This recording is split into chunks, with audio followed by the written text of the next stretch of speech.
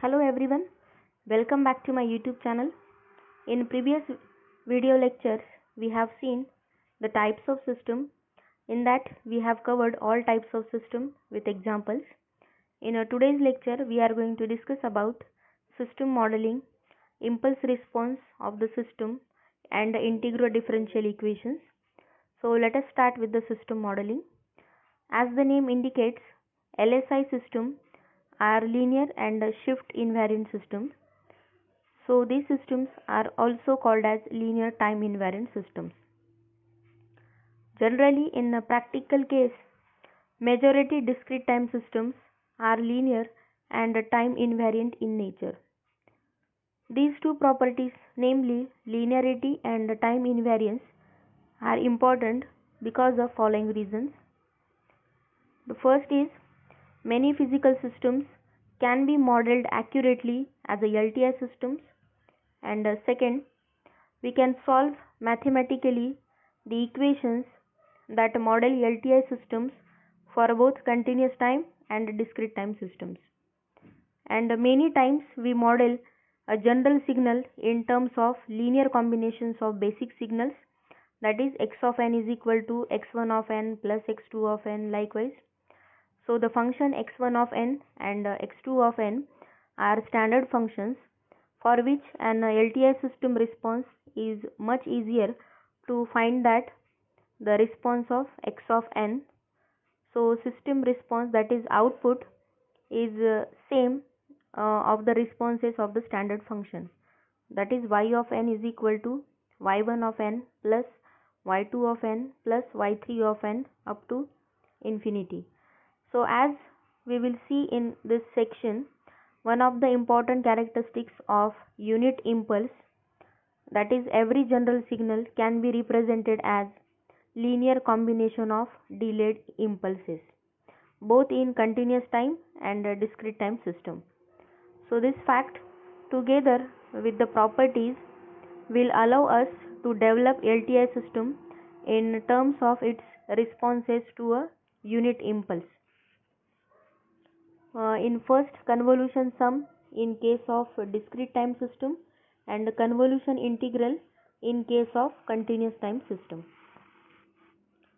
Okay, so the next is the block diagram. Here we will discuss the different blocks which are used for the representation of discrete time and continuous time system separately here.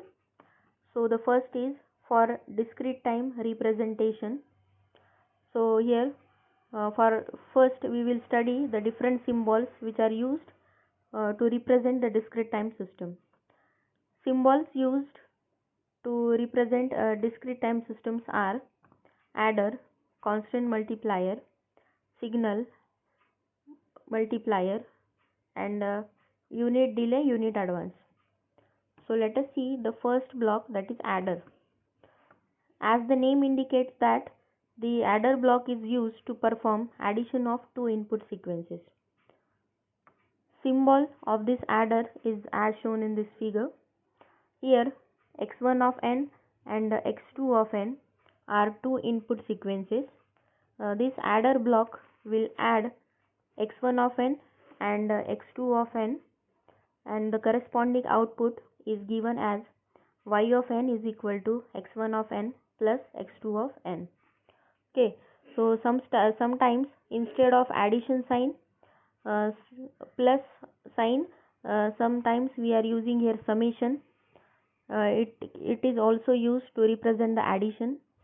The subtraction operation, that means y of n is equal to x1 of n minus of x2 of n, is as shown in this figure. In the case of addition or subtraction operation, it is not required to store any one of the inputs in the memory, so this is a memoryless operation. In a subtraction, with the help of addition, we can subtract the two input signal. Here we have to apply x1 of n to this adder, and x2 of n is multiplied with the minus sign.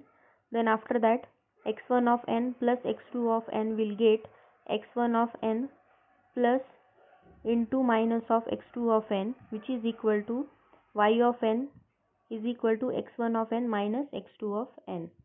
So with the help of adder block, we can perform subtraction operation also.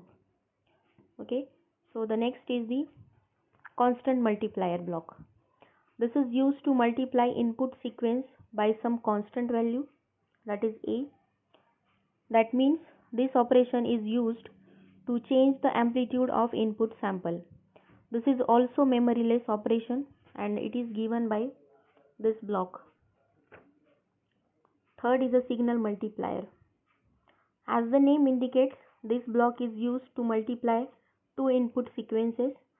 Here multiplication takes place sample to sample basis. Again, this is a memoryless operation. Here x1 of n and x2 of n are the two input signals, and this multiplied sign is used to multiply x1 of n into x2 of n. So the equation output becomes y of n is equal to x1 of n into x2 of n. Next is the unit delay block. This block is used to delay input sequence by one sample. It is represented as shown in this figure. This is your unit delay block. So here input sequence x of n is delayed by one sample and the output is y of n is equal to x of n minus 1. This indicates that the calculation of output at a particular instant needs the previous input value. Here x of n is a present input and x of n minus 1 is the past input, or we can say previous input. So for example, let us say we want to calculate output at n is equal to 0. Then put n is equal to 0 in equation, that is here y of 0 is equal to, here put value of x of n minus 1 is given equation, and put the value of n is to calculate output at n is equal to 0. When the value of n is equal to 0, then we will get here y of 0 is equal to x of minus 1. So here we can say that whenever the output n is equal to 0, that is y of 0, we do not require input at n is equal to 0, that is x of 0. Whenever y of 0 is present, then we required here value of input is x of minus 1. That is here the previous input is present. So in this case operation, every time it is required to store previous input in the memory. Thus these blocks requires the memory. It is not memoryless operation. Okay, so if you want to here delay input sequences by two sample, then two unit delay blocks should be connected in series as shown in this figure. This is first block for the first sample and the second block for the second sample. Okay, so in this way the input sequence is delayed by two samples. The next is the unit advance block. As the name indicates, again this block is used to advance input sequence by one sample. This block is represented as shown in this figure. The equation of output is y of n is equal to x of n plus 1. To calculate the output at n is equal to 0, put here value of n is equal to 0. So we will get here y of 0 is equal to x of 1. That means to calculate present input value y of 0, we are not making use of present input x of 0, but we want input at x of 1. So here x of 1 is a future input corresponding to x of 0. Thus in this operation, to calculate output y of n, a future input sample is required. This is not practically possible, so this operation is not realizable in practice. Okay, so for unit delay, जो भी value आपका present है यहाँ पे y of 0 present value है और आपको x of minus 1 यानी प्रीवियस वैल्यू लगेगा, और यूनिट एडवांस में x of n जो आपका प्रेजेंट वैल्यू था आपको x of 1 लगेगा, यानी जो भी आपका फ्यूचर वैल्यू है वो लगेगा यहाँ पे. So that's why unit delay and unit advance, these are not memoryless operation. Okay, Second is a continuous time system. We have studied different symbols that are used to represent discrete time systems. Symbols used for continuous time systems are same as that of discrete time system. The only difference is that the integrators are used instead of delay elements. So we can see here the first block in continuous time system is scalar multiplier.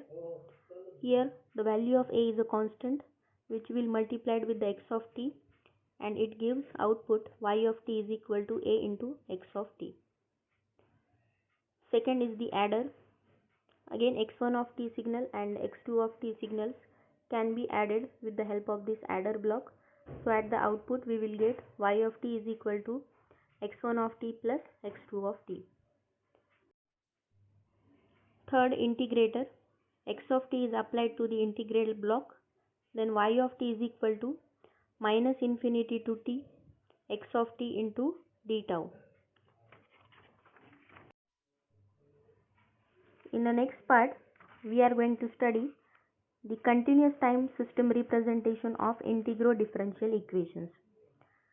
The differential equations are used to represent a continuous time system, and the constant coefficient difference equation for LTI system is given by summation of k is equal to 0 to n a of k into d raised to power k upon dt power k y of t is equal to summation of k is equal to 0 to m into b of k d raised to power k upon dt power k into x of t. Here ak and bk are coefficients of difference equation. See the first case, zero input response. This is called as natural response of a system. It is the response of a system when input is not applied. Whenever at the initial condition, as we know that here, and whenever the system is in relaxed condition, then there will be a no input is applying. Okay. So here whenever the input is 0, that means it is a response of a system due to initial conditions only. Thus putting here the x of t is equal to 0 in this equation. Okay. So here this x of t becomes 0. So 0 into this equation becomes 0. So we will get here summation of k is equal to 0 to n a of k into d raised to power k upon dt raised to power k into y of t is equal to 0. This equation is also called as homogeneous difference equation. The zero input response of a system is given by y of 0 of t is equal to summation of I is equal to 1 to n into c of I e raised to r of I into t. Here r of it represents the roots of characteristics equation of a system. The characteristics equation is having in the form of summation of k is equal to 0 to n into a of k r raised to power k is equal to 0. Here ak represents the coefficient of equation. Second is the zero state response. It is also called as force response. It is the response of a system due to input signal only. That means by assuming zero initial conditions, in this case input signal forces the system to produce the output, so it is called as force response. In zero input response, here we are not applying any type of input, but for zero state response we are applying input and your output is produced forcefully.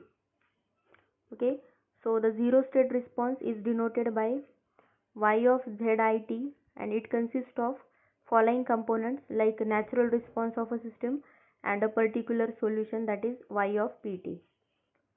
Okay, in the next part we are going to study here the impulse response of LTI system. The impulse response is the response of a relaxed LTI system to unit impulse del of t. It is shown in this figure. Okay, here input x of t is a del of t, and which will apply to the relaxed LTI system, and after that we will get here output in terms of h of t.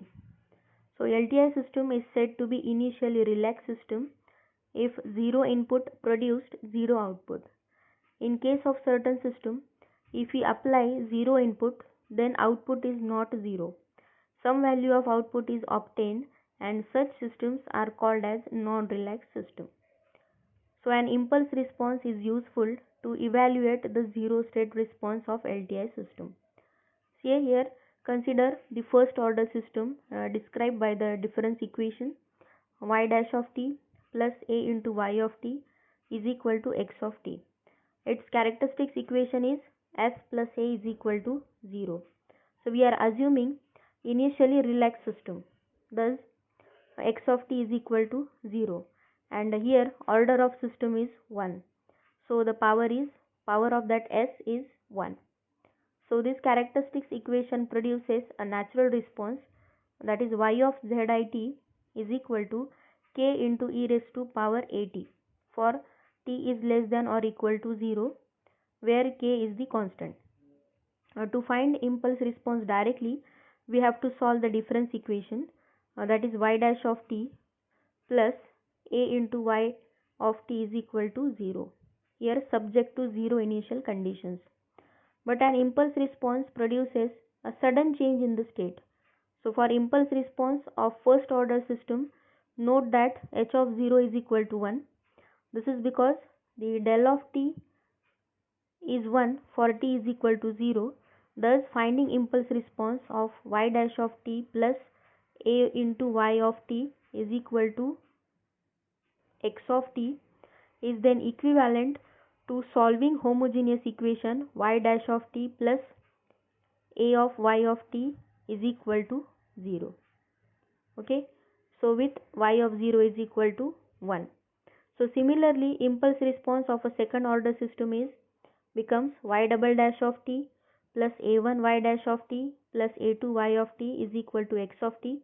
This can be calculated by solving the homogeneous equation, and y double dash of t plus a1 y dash of t plus a2 y of t is equal to 0 with the initial conditions y of 0 is equal to 0 and y dash of 0 is equal to 0. Okay. For understanding, we are going to take here one example. 2y dash of t plus 3y of t is equal to x of t. Find impulse response of a system. So in first step, given equation is the first order difference equation. So its characteristics equation is 2s plus 3, that is s plus 3 by 2 is equal to 0. Here the value of a is equal to 3 by 2 and s is equal to minus of 3 by 2. Okay, so it represents the root of given system.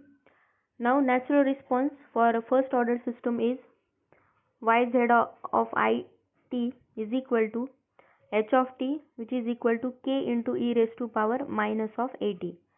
Here the value of a is equal to 3 by 2, so this will becomes h of t is equal to k into e raised to minus 3 by 2 into t.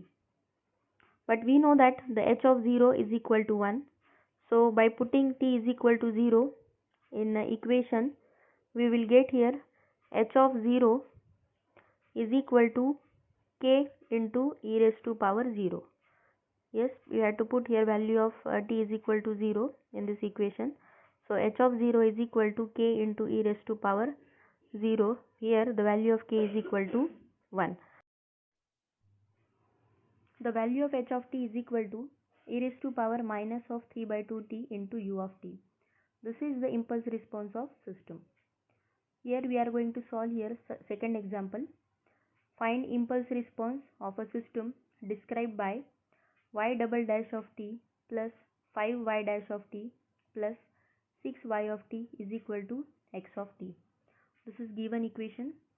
This is the second order difference equation.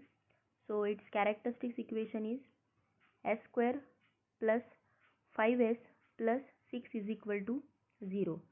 Thus roots are at s1 is equal to minus 2 and s2 is equal to minus 3. These are the roots of s square plus 5s plus 6 equation. So a1 and a2 becomes 2 and 3. Now in next step, calculate the natural response. H of t is equal to k1 into e raised to power minus of a1t plus k2 into e raised to power minus of a2 into t. Here just putting the values of a1 and a2, which they are 2 and 3. So h of t is equal to k1 into e raised to power minus 2t plus k2 into e raised to power minus of 3t. This is your equation number 2. So for second order system, we have initial conditions. H of 0 is equal to 0 and h dash of 0 is equal to 1. So putting values of t is equal to 0 in this equation number 2, here it will become h of 0 is equal to k1 into e raised to power minus 2t plus k2 into e raised to power minus 3t.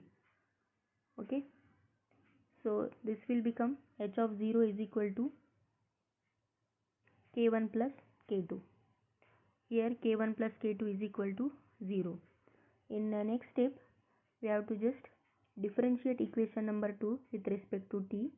Then we will get, here this is your equation number 2, h of t is equal to minus of 2 into k1 e raised to minus 2t minus of 3 into k2 into e raised to power minus of 3t. Okay, so after differentiation we will get this equation h dash of t, but here as we know that h of 0 is equal to 1, so put here t is equal to 0. So h dash of t is equal to minus of 2k1 minus of 3k2, which is equal to minus of 2k1 minus of 3k2 is equal to 1. In the next step, we will solve equation number 4 and 5 to obtain the values of k1 and k2. So from equation number 3, we will get here k1 plus k2 is equal to 0. That means we can write here k1 is equal to minus of k2. So this will become k1 is equal to minus of k2. Then after that, putting this value in equation number 5, this is our fifth equation. Here we know the values of k1 and k2. So instead of k1, we have to just minus of k2.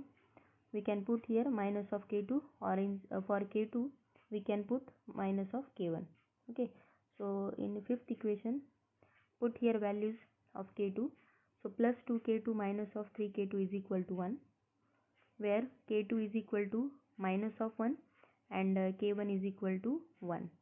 So after that, again put these values k2 and k1 in our first equation, in second equation here. So after putting the values of k1 and k2 in equation number 2, we will get here h of t is equal to e raised to power minus of 2t minus of e raised to minus of 3t for t is greater than or equal to 0. So h of t is equal to e raised to minus of 2t into u of t minus of e raised to minus 3t into u of t. This is impulse response of given system. So guys, we stop here and going to end our today's session with motivational quote. Today's motivational quote for you is, you learn more from failure than from success. Don't let it stop you. Failure builds character. Thank you so much. Thank you for watching my videos.